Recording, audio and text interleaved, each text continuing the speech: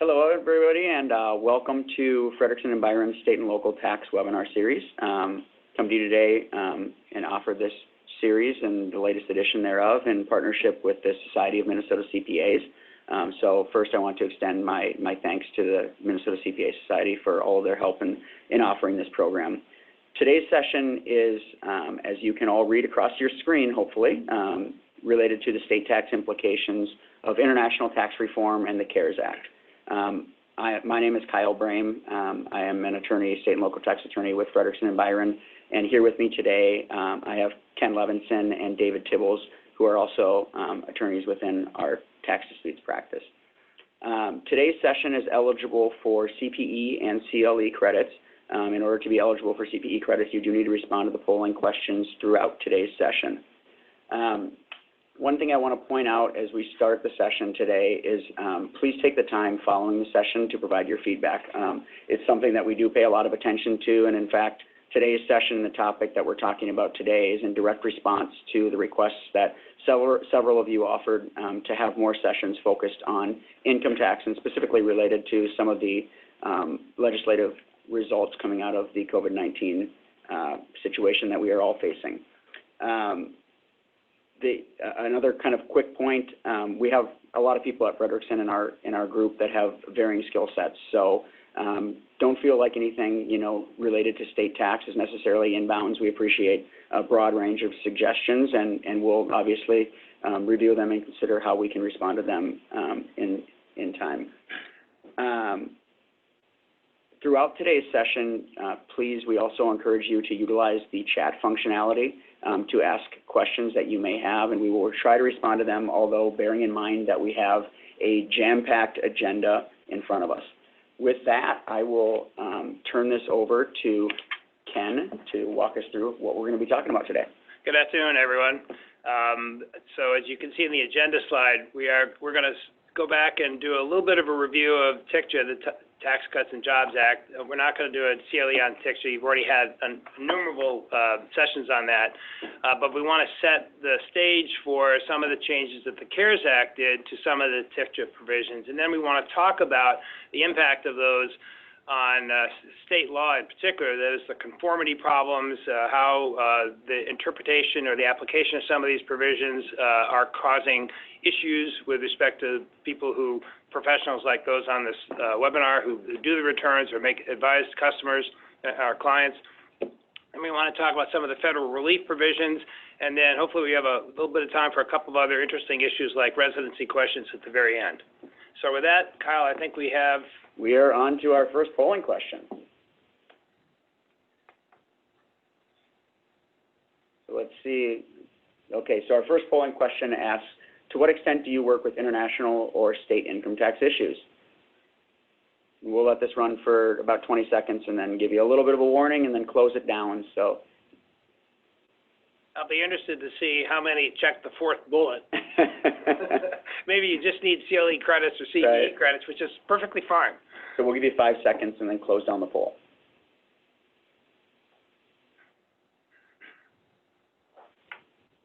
All right. And as you can see, we have a lot of people that this is a relevant topic. Well, that's a good start, Ken and David. So it sounds like people are interested in what you have to say, which is good, although 14% of the group may not. So that said, we'll stop sharing the results and move forward to the actual presentation. Okay, so as you all probably recall, the TCJA did a number of things with respect to tax policy and obviously the revenue sources and benefits that they're providing to the government, to the taxpayers. It disproportionately favors corporations. The tax rate cut, which was supposed to make the U.S. corporations more competitive globally, went from 37 to 21, a 40% cut, a nominal rate. The rate change for the individuals went from 39 to 37, not much of a rate change, 5%. There were a number of provisions dealing with broadening and things like that. And they went ahead and did a number of changes in the international area. We'll talk about some of those. The issue that we keep hearing about is this territorial system. Surprisingly, the United States is actually not a territorial tax system. We still tax on worldwide income. this limitation, as all of you who work in this area know, deals actually with the way dividends are taxed to U.S. corporate owners that get dividends from foreign corporations in which they have at least 10% investment. So if you're not in that narrow zone, you're going to have regular full tax, and you won't even know the difference because the dividends received deduction only for that group is pretty limited, yet it's major for some of the international and multinational corporations. Transition tax, we're going to spend some time on this, 965, the deemed taxation of some previously accrued but untaxed foreign profits that have been building up overseas, and a number of issues that were designed to change the landscape to encourage U.S. investment. So think about things that were enacted that help incentivize the bringing back of intellectual property to the United States, in which case the future under FDII, you could get a tax rate on the income that for foreign licensees had to pay for use of that, sales of property overseas, et cetera. There are issues with respect to expensing capital investments. We'll talk about change. David's going to cover this in a bit on a new change that's come up. But the idea was to incentivize investment in the United States, revenue. The transactions were supposed to help increase employment. It's unclear whether the data supports that result. And to set up this, there was no change in tax treaties in the U.S., and so all of that system with our 68 tax treaty still remains in place just like it was before. GILTI and the other, GILTI is there's no G in that, as you all know. It is taxed to U.S. shareholders of controlled foreign corporations. So in addition to the regular 951 deemed income, you've got 951 Cap A now, but only to U.S. shareholders. So if you're not a U.S. shareholder, you don't have to worry about GILTI. FDII, which is only applicable to C corporation taxpayers in the United States, deals with beneficial tax rates for sales of property to foreign persons, license of intellectual property to foreign persons for foreign use, and services income received from foreign persons when those services were performed overseas. So if you're in that business, but you're a C corp, you get to have a lower rate of tax on those income streams. And then the BEAT tax is one that clearly is applicable only to large multinational corporations, and it deals with taxation of deemed income. It's kind of a minimum tax when you have a rate of return overseas that's in excess of the acceptable rate, which is 10% of the value of your assets. Now we're going to also cover the interest rate reduction coming up. I know David's going to talk about that and some changes to that, which are actually very important these days.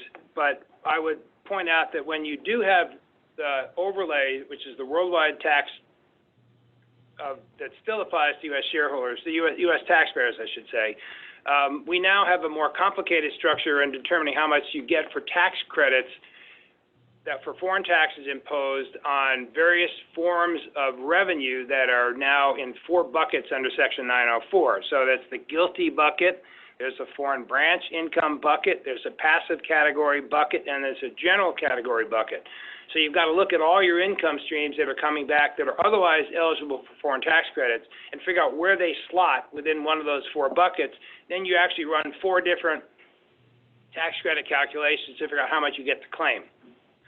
Other areas, we've had some change in Subpart F. You all know about downward attribution. We're not going to talk much about it here, but it does have a knock-on effect with respect to inhibiting those who want to, or are considering in the future at least, inverting.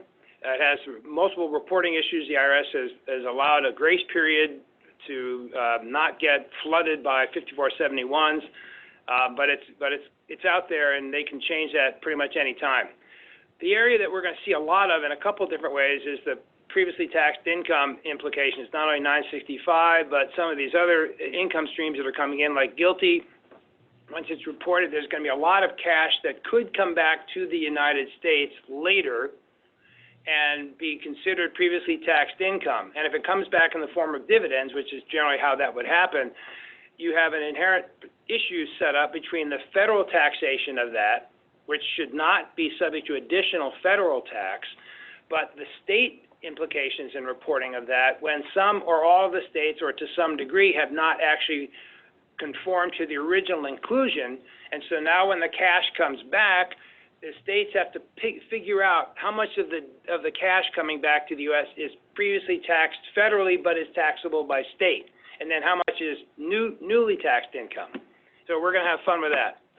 The last area that was a nuance, and we're just going to touch on it right now, and then I'm going to move on to David, is the change from TCJA where the foreign partners of U.S. partnerships who thought for years under Section 741 when they sold their partnership interests at capital gain. The statute actually says that. I'm not sure why they thought that would be in jeopardy, but there was a ruling back in 91 that basically said if you're a foreign partner of a U.S. partnership, when you sell out, you are considered to have sold ratably your share of each of the assets of the partnership. And so if those assets were business assets or hot assets, or in this case, investment assets, the character of that gain filtered back up to you, and when under that ruling you sold out, you didn't get capital gain for everything. You had ECI, effectively connected income, on the part of the gain that's attributable to asset sales or business asset sales. So taxpayers for years took issue with that, saying, can't you guys read 741? There was a case that was decided in 2017, Grecian Magnesite, and the tax court said, yes, we can read 741. You win, taxpayer. But Grecian Magnesite probably is the shortest lived tax court opinion you're ever going to see. It was decided in July of 17, and by December of 17, when TCJA was enacted, they reversed it, and in the tax code, they ended up, Section 864C8, they ended up saying, we're going back and we're going to apply the revenue ruling rules. So it was a short-lived, a classic example of a Pyrrhic victory. David? Okay, thanks, Ken.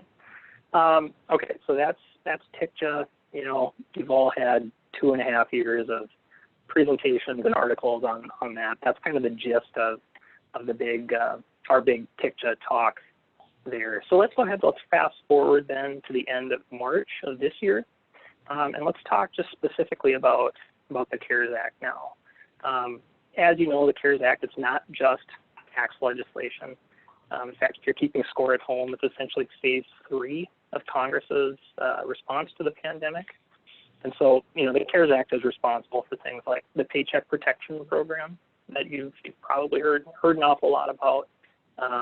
It actually also expanded some other federally backed loan and guarantee programs, provided some additional funding for healthcare and so on. It just so happens that the bulk of the tax relief provisions related to COVID-19 are all focused right here in the CARES Act. There are some tax provisions in the other phases as well. That stuff ends up dealing particularly with benefit plans, but the really meaty stuff is right here at the CARES Act. So what does that tax relief look like? Well, it's generally taking two forms in the CARES Act. Some of them are what I would call just kind of one-off stimulus measures. Others, which are, you know, especially important here and really will be one of the focuses of our discussion later on, is they end up taking up the form of as changes to TCJA. And so just a couple of years after tax reform, the CARES Act essentially eases up on some of the taxpayer unfriendly changes that it had made.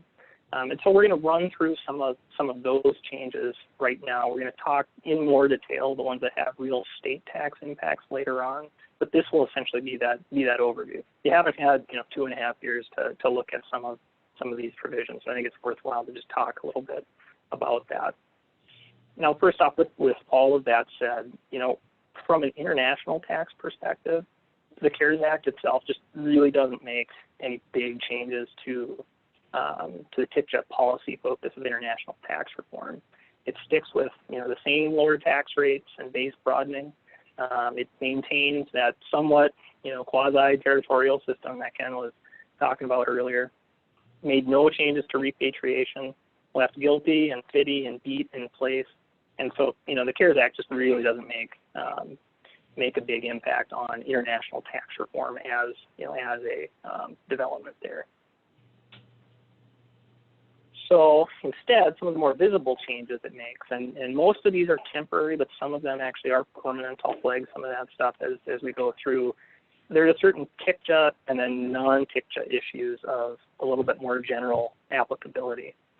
And so, the real highlight here that I'm sure everyone's seen some detail about is big changes to the net operating loss rules. We're going to talk about this in more detail because it does have some state tax impact. But essentially, what the CARES Act is doing is suspending the implementation of the TCJA NOL changes, and says that for NOLs arising in just a certain 3-year period, 18, 19, and 20, they can be carried back 5 years and then carried forward indefinitely. And then on top of that, it essentially brings in the 80% limitation from TCJA, and it says we're only going to apply that for tax years beginning in 2021. And so the CARES Act, it's a bit of a postponing, but then also a modification of TCJA in this regard. For non-corporate taxpayers, it does a similar thing, and it pushes off, implementation of the new Section 461L until after 2020. So that same time frame, essentially a three-year easing off.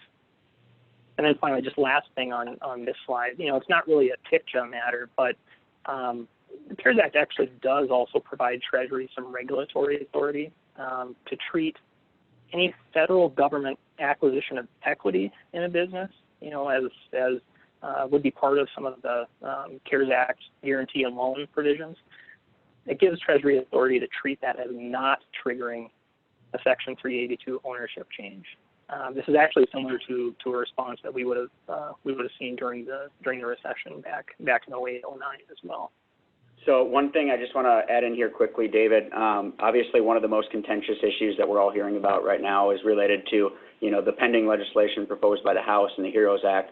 And I think, that largely centers on exactly the issues you're talking about and the impact that has on NOLs. Now, will that actually go anywhere? I think it's probably unlikely, but something to monitor as we move forward, because obviously that would have a significant impact on companies that are looking to take advantage of some of the NOL provisions within the CARES Act. Absolutely. And really that's one of the really kind of major themes of what we're talking about here today. This stuff is it's new, it's still, I think we all saw in March and April a real flurry of activity in this regard. But, this is still ongoing, and I can tell you both, Ken, Kyle, and myself, we've been keeping an eye on what the federal government, what the state governments have been doing in this regard, and there's just a lot of activity here. So we're trying to kind of distill some of the important aspects of that here, but absolutely big thing to keep an eye on. Okay, so going here to the next slide. So again, think about CARES Act. It makes some temporary changes to the new limitation on deductible business interest expense that was set by TCJA.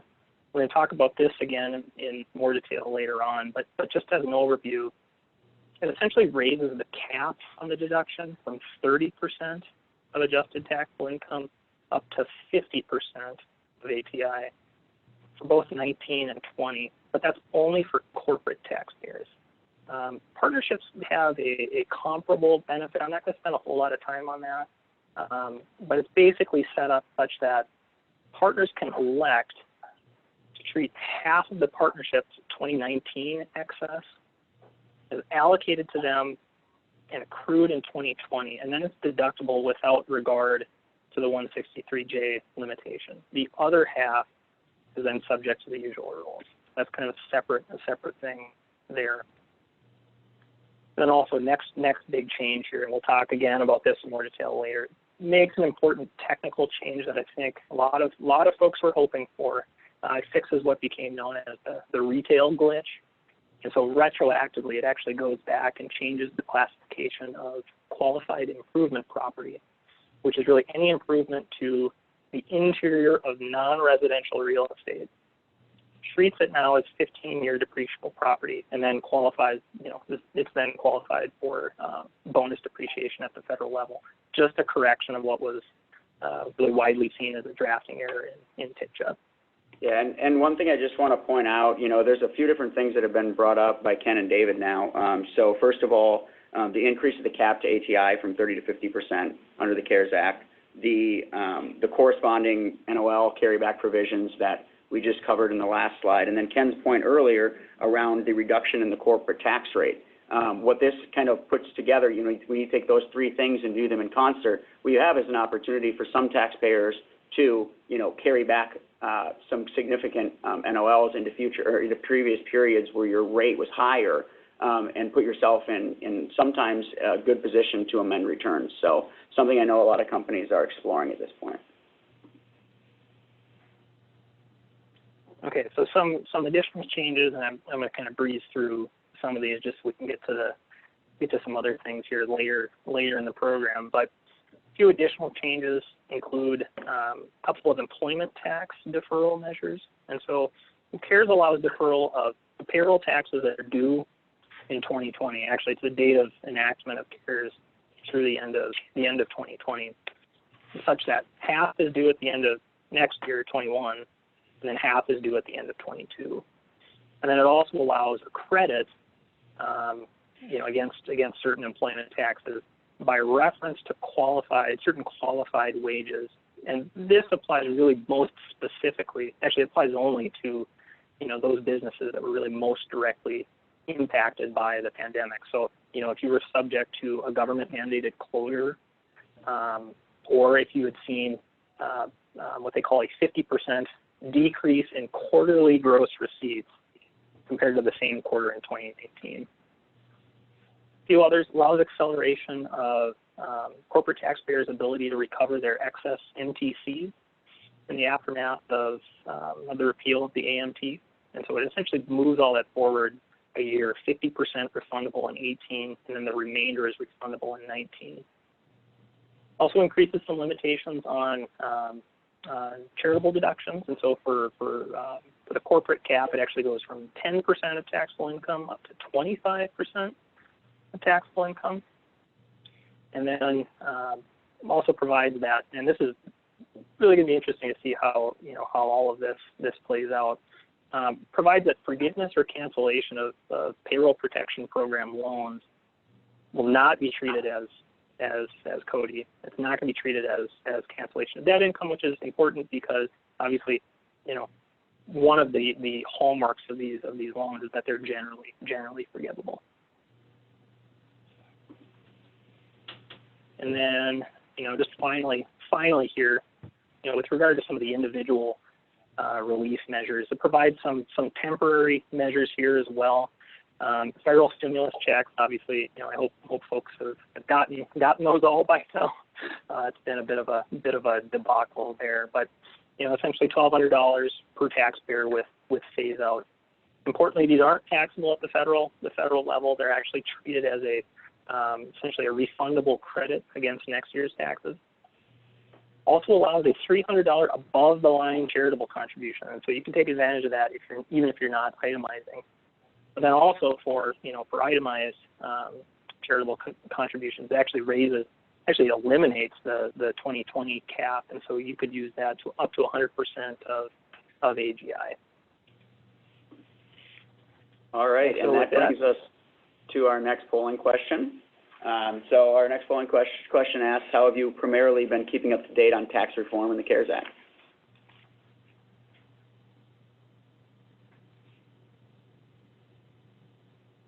I'm wondering if the COVID stay-at-home has affected those who hit the fourth bullet. We'll give you another few seconds and close out the poll now.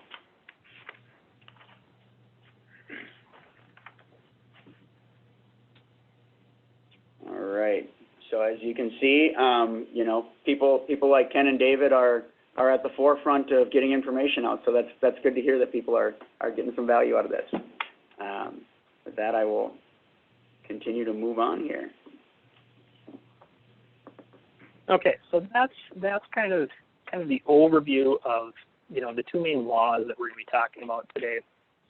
So let's talk a little bit about conformity now. And I think, obviously folks on this call are familiar with state tax and international tax. I think it is worthwhile for us to just kind of provide a quick overview of, what it is that we mean when we say conformity, right? You think if you're a brave legislator in South Dakota who, wants to introduce a state income tax, you've got a couple options, right? I mean, you could write your own income tax code from scratch, which sounds like a lot of work. Or, Congress has done this work already. You could essentially reference the IRC. And so most states with income taxes take that second approach. They just adopt the IRC. And so conformity is, just the extent to which states follow the IRC. Now, there's two important components to that. And, the first one is a bit of a timing issue. If you think about the federal government and state governments, they're separate sovereigns, right? And so, if a state chooses to conform, but then Congress later makes a change to the IRC, the state needs to do something. That change needs to get some sort of blessing from the state. And so the states address this sort of issue in two main ways. Rolling conformity states will essentially say something like, we adopt the IRC as amended, right? Or we adopt, the IRC in effect for the current tax year, and that sort of thing. Missouri, North Dakota, actually now Iowa too. Iowa was not a rolling conformity state, but it is now. They all automatically adopt changes to the IRC, generally speaking. Static conformity states take a different approach, and they essentially say, we adopt the IRC as it appeared on a certain date, right? And so Minnesota is a static conformity state. It says, we adopt the IRC as of 12/31/18, and if any changes happen after that, it has to do something to pick up those changes. Some states don't really have, just a general conformity statute. They more or less just sort of pick and choose. And so Pennsylvania is usually seen as sort of a third category. But really between rolling conformity and static conformity, that makes up about half and half of states with income taxes. Yeah, and with the changes to Iowa, it's going to be interesting to see, whether it's this summer or moving into the next session, which sections they may choose to decouple from. So. And I would say that the issue on the conformity, let's say rolling conformity, what you're really talking about ultimately is what's your taxable income number, right? You're going to compute your taxable income number exactly the same way on a pure conformity state for state purposes as you did for federal. You just sort of take your taxable income number off the bottom line of the federal and you just plop it into the state rate. That's if there's no nonconformity or decoupling or all the other stuff that you still want to talk about. Yeah, and that's an important part. I mean, that's the other component of what we're talking about when we think about conformity, and it's much more of a substantive issue. Regardless of whether you're a rolling conformity state or a static conformity state, you're still going to choose to make separate particular changes to any number of IRC provisions. And so this is decoupling, modification. Essentially a measure to measure the extent to which states are actually following specific IRC provisions. And so sometimes provisions are simply modified.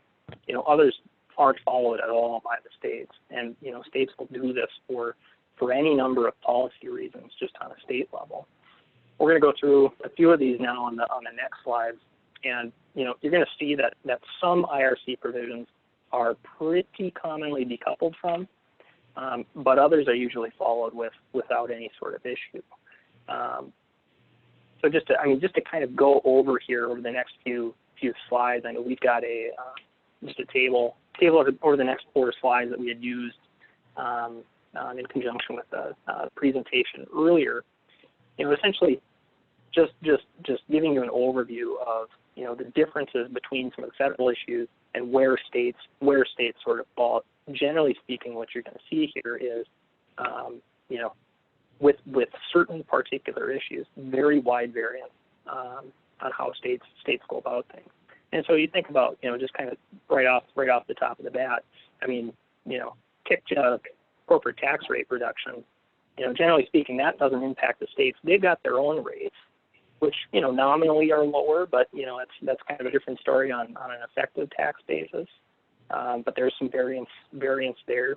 You think about the pass-through entity deduction. That's going to impact certain states depending on how, how they treat their personal income tax calculations. The 30% limit that we talked about a little bit earlier, we're going to get into this in some more detail. General state conformity on this issue, but very big complication presented by filing methodologies, and we'll go through that in some more detail later. Bonus depreciation, most states opt out of bonus depreciation. DPAD, same sort of thing here. States beat the feds to the punch on that sort of thing. NOLs, most states have NOLs, but they pretty much all have their own specific carry back, carry forward provisions as well. And then R&D, general state conformity on that sort of thing.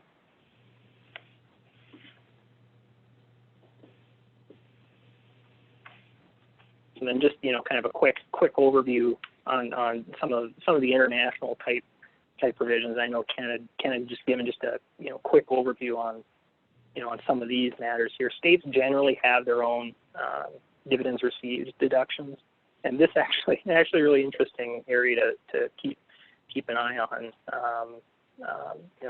Certain states, this ends up being a very active body of law. I know with Wisconsin in particular, there's been some big developments in that regard as of late. Deemed repatriation, generally third states tax some portion of your subpart F component. Guilty, that certainly was an issue here, kind of in the aftermath of TCJA. States are generally conforming to some of those international provisions, but there are very real constitutional questions involved, and I know some folks on this call, you've probably been involved in some discussions in Minnesota, and I know there have been some rumblings that Minnesota had kind of been of the mind to take advantage of whatever they could in that regard. And generally speaking, that's the sort of thing that you're seeing with other states as well.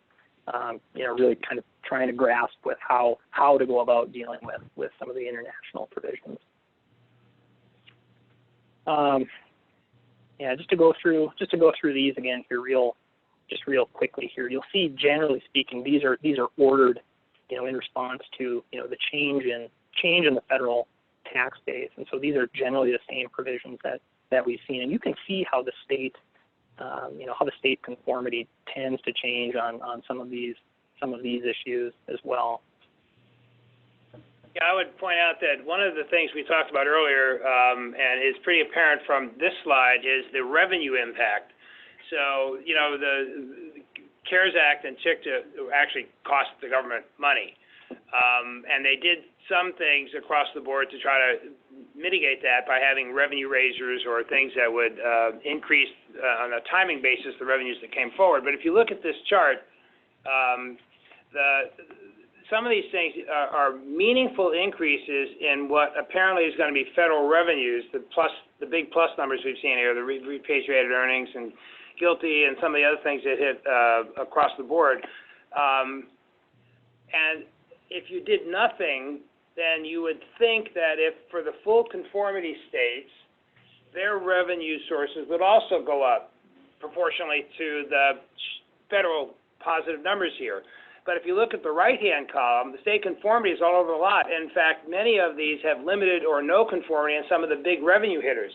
So you've got this opening dichotomy between the fiscal impact at the federal government and the fiscal impact at the state governments.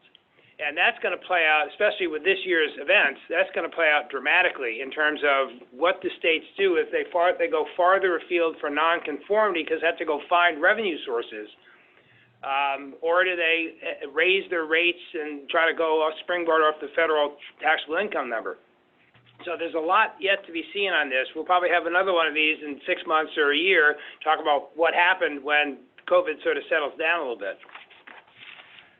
So moving ahead, I want to skim over some of this stuff. We've covered some of it. I do want to spend some time on 965, because 965 is the provision that said, as of the end of 2017, all of the previously accrued income earned abroad by U.S. controlled foreign corporations was deemed to have been repatriated back involuntarily to the United States as income to the U.S. shareholders of those entities. And so the only way, so what happened was, leading up to this moment in time, taxpayers who operate overseas understand very well the Subpart F controlled foreign corporation rules, which are very specific about kinds of income that the CFCs earn, which are deemed taxable on day one versus avoid those constraints, and therefore they can be accrued without current U.S. tax. And over time, there was, it depends on who you believe, $2.7 trillion worth of accreted, untaxed foreign earnings that were sitting in the subsidiaries and affiliates that are owned by U.S. shareholders, okay? And so Congress said, we ought to get this money back here. We should incent it. We should bring it back. But we need it to sort of pay for some of the other stuff in the law. So they deemed, as of December 17, all of this accumulated stuff, the 2.7 sort of equivalent, and said you pay either 8% if it's been invested in fixtures and equipment and building and hard assets, or you pay 15.5% on it if it's cash or cash equivalents, but it all comes back. You just got to figure out which bucket it's in, all right? So this was deemed income. It's not actually back. And I know the president was complaining right after this, how come we didn't see more cash coming back? Because nobody said you had to bring it back.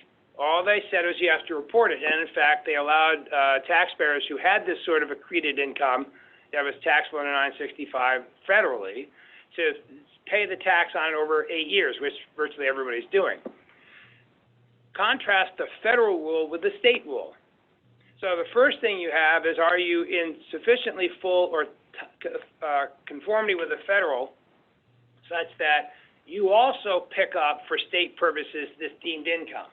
Okay, and aside from whether or not you have constitutional problems on whether that's taxable or not, the point is if you're full conformity, you would pick it up for 17 as well, right? You may or may not have a 1/8 tax liability for the state purposes. That's a different issue. We're talking about the income issue. If you're not full conformity, or you don't know what to do, or you decide to bail on it, then the federal would bring it back as taxable, but the states wouldn't.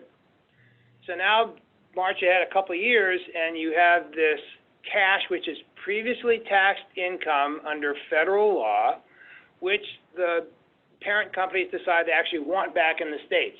So they remit it back as dividends up from their foreign subs.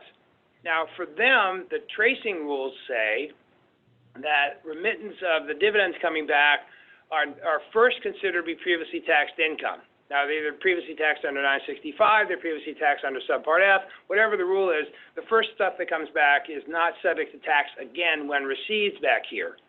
But if you're a state who didn't conform to the original inclusion rule, and now dividends are coming back, right, the question is, what are they to that state? And part of the question is, the previously taxed income analysis done federally has to be parsed by the states to figure out what piece of that is new income as to the states. Then you have the tax rate change, and you have everything else. So 965 is a gift that's going to keep on giving for a while as people figure out not only when to bring it back, if at all. They have to adjust the tax rates on it because federally it's been taxed at either 8% or 15.5, and now it's coming back to states as whatever they think the dividend rates are, if they're taxable at all. And then you have the question of going forward. 965 was one time. So starting 2018 and this year and future years, if you're a foreign sub, you can reaccumulate all this untaxed earnings because the rules applied only at one moment in time. So now you can go back and do the same thing again. And the way you do that is you have the income that's earned by the CFCs that's not captured by Subpart F. And also for book purposes, it's treated for accounting purposes as permanently reinvested. if you have both of those factors, you can sit here and now repopulate your banks, if you will, with this accumulated income. And so apparently every decade or so, Congress decides they want to get it, and they enact this issue. And by the time we get done with the 8 years figuring out how to pay tax on the first round, we're probably going to need more money coming back, or the states certainly will. All right, let's flip ahead for the other things. The tax treaties, you all know that states aren't directly bound by tax treaties. That's a government-to-government bilateral agreement. We have 68 of them. The states, if they are full conformity, will use the tax implications of those on the state returns. But like anything, if the foreign government withholds, let's say 10% on interest under the treaty, that's a tax credit question federally. It's still interest income at 100 cents on the dollar to the states. And the states you don't get a tax credit against state income tax or taxes withheld by the foreign governments. We haven't gotten that far in our 50 laboratory experiment yet. So we're going to end up with, so the tax treaties haven't changed at all. The states aren't bound by that, but some of the things that are going to come up is the issue of taxability. So if you're a foreign taxpayer doing business to some degree in the United States, if there's a tax treaty that applies, you have to have both business profits and you have to have a permanent establishment, some form of nexus under federal or treaty law to be treated as having federal income responsibilities here. So an office or fixed place of business, people who run around signing contracts for you, a bunch of other things, all as defined in the treaties, constitute a PE. As soon as you have income in the U.S. that is attributed to that PE, you now have a federal tax responsibility. The states aren't directly covered by the treaties, right? So especially if you're talking about internet sales or the digital economy, right, or sending in a whole bunch of masks and swabs that are manufactured outside the United States under COVID, right? They're just coming in direct sales from the foreign manufacturers, right? Do you or do you not have state tax obligations, either sales tax or income tax, on those transactions? And if you look federally, the foreign manufacturers, if they're really not related to U.S. parties, who are just shipping this stuff, you know, by Amazon or whatever overseas, and they're selling directly to the consumer or to the retailer in the United States, they may not have sufficient nexus under the permanent establishment rules to have federal income tax responsibilities. But under the state law, they might. It depends on the fact pattern. And I think this is an issue, and I'm willing to hear from Kyle and David on this, but I'm thinking we have a whole lot of compliance issues lurking in this, despite the beneficial opportunities to have, you know, medical equipment tests here. But yeah, I think state nexus is was obviously an issue that a lot of companies were struggling with prior to the Wayfair economic nexus thresholds being thrust upon the entire taxpayer community, and obviously it just got that much more burdensome for everybody after that.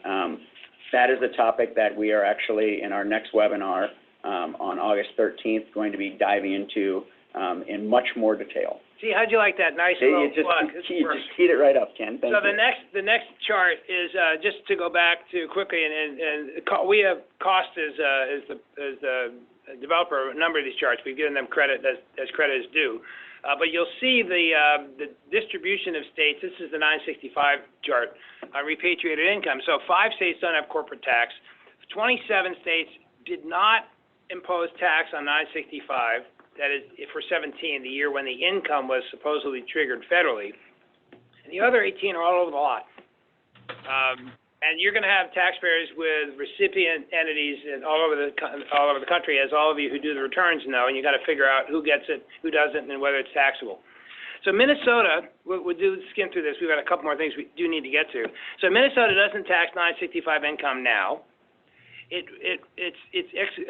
When it's excluded federally, it would be not taxed at the time it's brought back federally, but it would be taxed when it's actually repatriated in a given year. Like 2018 was an example. If people brought it back then, they would have tax on it. As David pointed out, we don't have a conformity legislation in Minnesota yet after 18, so I don't know that we know what's going to happen with the Minnesota law that'll figure out what to do with this stuff when it's actually repatriated in years after 18, because they haven't spoken to it. Nebraska conforms federally, and so that's fine. It's one of the simpler ones. The 965 inclusion is not eligible for the dividends received deduction, so in that state, the dividend coming back is fully taxable under whatever the rate is for Nebraska, right? Because that's not the same thing as federal. But they say that if you think it's considered a foreign dividend that's subject to tax, apparently each taxpayer is on their own to sort of make their case on their tax return or their protest or whatever it is. So it's kind of an interesting conundrum about having some basic guidance, and then, but if you want to take another position, go ahead. And Iowa, they didn't tax the 965 income when it came in.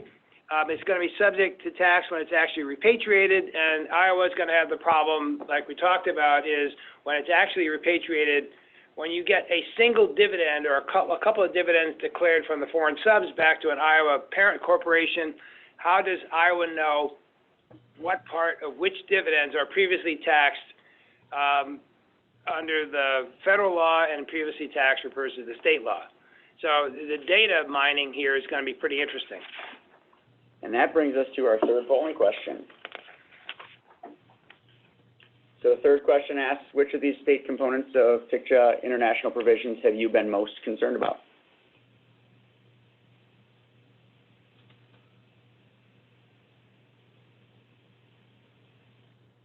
So does the fourth bullet mean after today you're not going to worry about international? We'll give you 5 seconds and close the poll.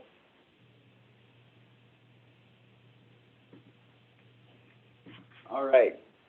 So as we can see, there's a broad range of results. Some care a lot and some care a little, but we'll keep continuing on here.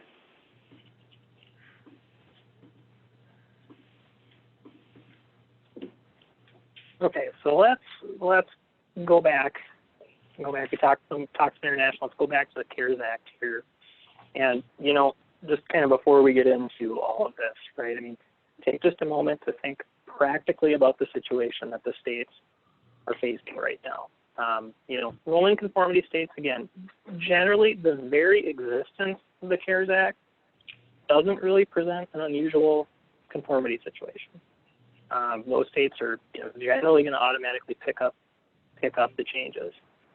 How it's really going to get tricky is how and when static conformity states, and then also states, depending on how they modify or decouple, address the CARES Act. And so, most of the folks on the call are from Minnesota, right? Obviously, you're familiar with a great example from TCJA as to how this could all possibly work, right? And let's think ahead. Minnesota didn't pass a conformity bill to CARES in the regular session that had just adjourned. We're expecting a special session here, but obviously there's an awful lot of things that any state legislature, and now, unfortunately, especially Minnesota, has, some other just general items that need addressing here. And so, is it a sure thing that we get any sort of, updated conformity in Minnesota this year? I don't know. You're going to have to keep an eye on that sort of thing, and certainly Ken and Kyle and I, are doing that sort of thing, and again, hopefully, we get, maybe next year and get there and think about kind of how this all worked out. So with that in mind, let's talk about some of the more consequential changes from the CARES Act with regard to state tax. The first one is, again, amendments to the NOL rules. I mentioned kind of the details of those here, and so I'm not going to dwell on those specific items. But just keep in mind that from a state perspective, conformity to 172 is pretty complicated, and many states are going to frequently modify or decouple. So you're all used to having differences between your federal and state NOL balances. That's going to continue to be the case. And so I don't necessarily know that the NOL rules are going to be a huge change you know, huge disruption to everything. The 5-year carryback is going to present an interesting situation, and you know, like Kyle had mentioned earlier, you know, you've got the ability to apply, you know, essentially current NOL to pre-TCJA higher tax rates. And so to the extent that you take action at the federal level to take advantage of that sort of thing, you know, just keep in mind that states are generally going to require an amended return of their own, you know, even if no impact is made at the state level. And so if you're not careful about that, that sort of thing can present some audit risk. On top of that, you know, the next big CARES Act change would be, you know, raising of that business interest expense limit. Again, essentially raises the limit from 30% to 50%, you know, and then excesses get carried forward indefinitely. You know, another thing to keep in mind, I don't think we had mentioned this earlier, but the CARES Act will allow a corporate taxpayer, for purposes of computing the deduction in 2020, to use their 2019 ATI. And so in terms of real dollars, that ATI limit may actually essentially go up a little bit further as well. Now, as opposed to, you know, the 172 rules, states generally haven't decoupled from the business interest expense limitation. And actually, because FTI is the starting point for many states, they'll automatically pick that change up. But the real issue is going to be simply due to your state-specific filing methods, right? And so at the federal level, we know that the 163J limitation applies at the consolidated level. And so you're going to have all sorts of state-specific limitations due to separate company reporting, you know, the combined reporting states that don't follow consolidated rules, which is just about all of them. And so in addition to all of that, it's going to necessarily present some changes with related party add backs, you know, situations where you've got entities moving in and out of a combined group. And so, you know, not unlike what happened immediately after TCJA, this is going to require some short-term attention to see how states pick up this change, and then also some continued awareness of, you know, what you're having to do at a state-specific level. Third item here, the retail glitch. You know, this is a retroactive change, and so that presents a separate wrinkle. Most states decouple from bonus depreciation, which is, you know, what this change was made to address. Bonus depreciation is found in Section 168K, but keep in mind that what the CARES Act is doing here is it's changing the classification, the makers and the ADS classifications for qualified improvement property. Those get made in different parts of the statute, and most states end up following those. So I think it's made in like 168E or something like that. States are eventually going to pick that up regardless of how they treat bonus depreciation. And so you're still going to have some federal versus state differences to keep track of. And then in the meantime, you know, depending on how quickly the states that need to act actually do so, I think this has potential to present some funky accounting complications. The IRS has issued some guidance essentially saying that, you know, this requires an accounting method change. At the federal level, you can either file a Form 3115 or you can file an amended return. And so you're going to have to keep in mind what those do to your state obligations as well. And then finally, just real briefly, I mean, the impact on the relief measures dealing with employment taxes. Just keep in mind, you know, as far as state tax goes, to the extent that your payroll tax expense in a given year is reduced, the deduction will drop as well, and so that potentially increases the state taxable income base. All right, and that brings us to our fourth polling question. Which of these state impacts of the CARES Act have you been most concerned about?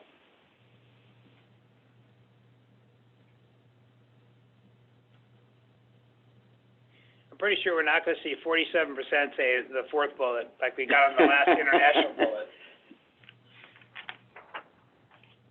All right, I see we've got just over half responded. We're going to give you 5 seconds before we close the poll.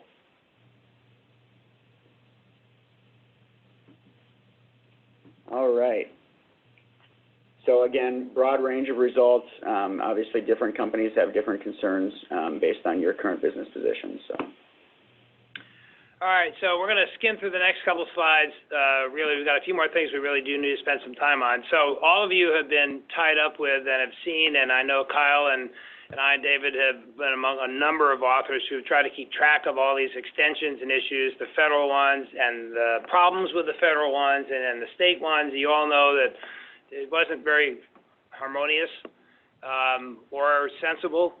But it has probably evolved to a point where people really understand what's going on. So you can see that over these next couple of slides. I mean, the whole point is that obligations, which is a broad term, not only taxes, but filing obligations, things like that, federally, that were due either on or after April 15th, but before July 1st. All of that's been pushed to July 15th.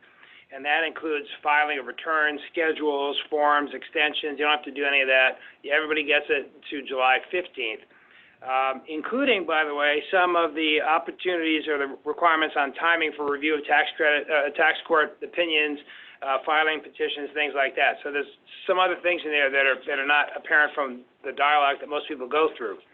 But what it doesn't apply to is the obligation. If you want an extension beyond the automatic one, which you normally would have had to file on the 15th, but now you have until July 15th to do it, you still have to actually file for that additional extension, and you still have to pay, as you would have, the tax, estimated tax, the projected tax that you would have to pay for that return.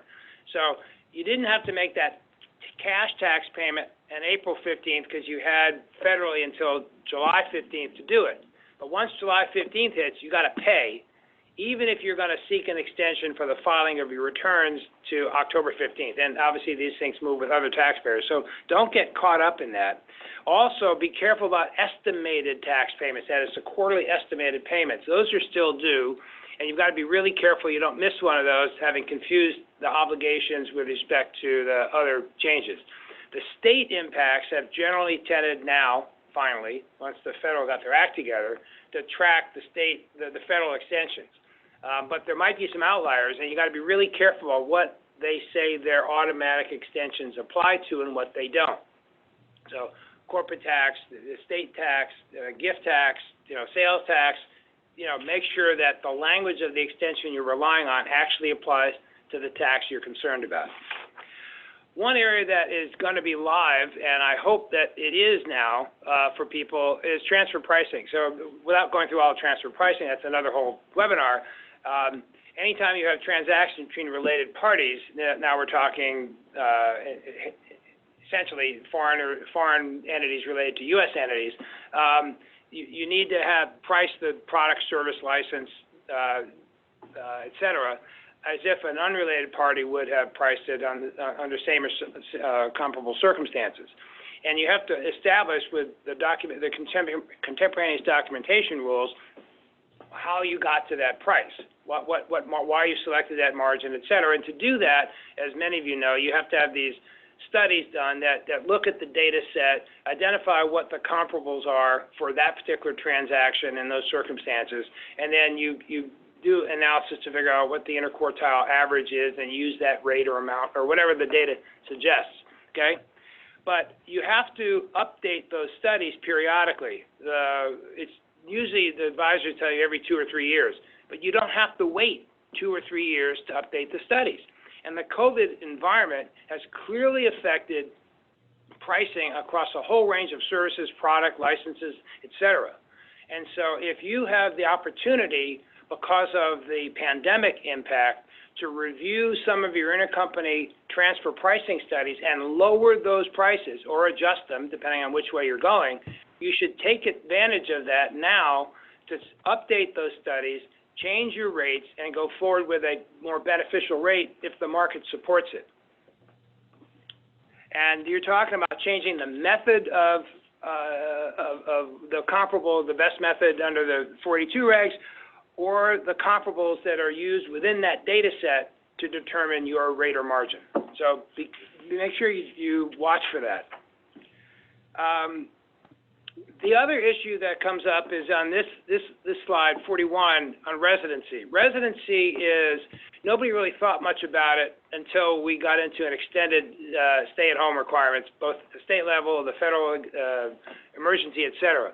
And so this is a situation where there are federal rules under 7701B, which talks about, and the regs there under, which talk about what days count in terms of the federal 183-day calculation test, all right? And if you have a medical condition that arose while you're in the country, those days don't count.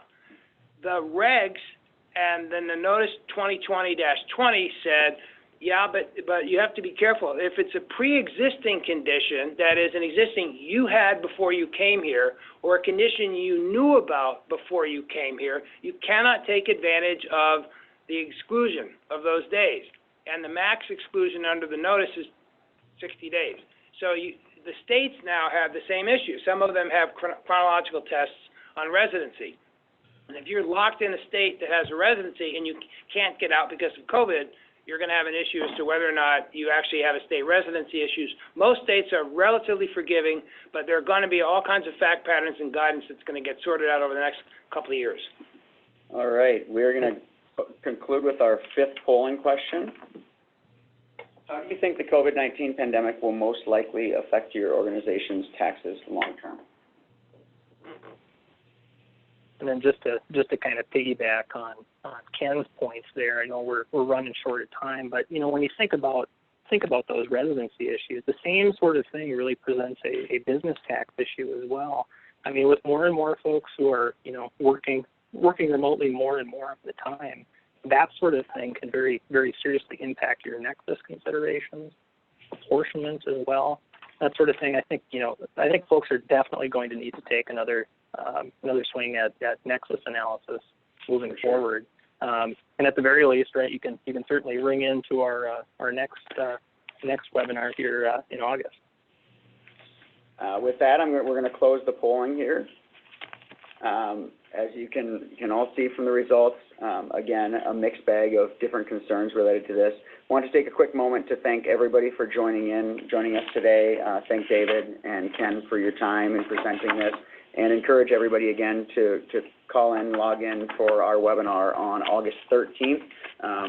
Maybe we'll be in person, but we'll kind of have to see how things go. But August 13th, we'll be talking about state nexus tax implications, and look forward to seeing several of you in attendance there as well. Thanks, everyone.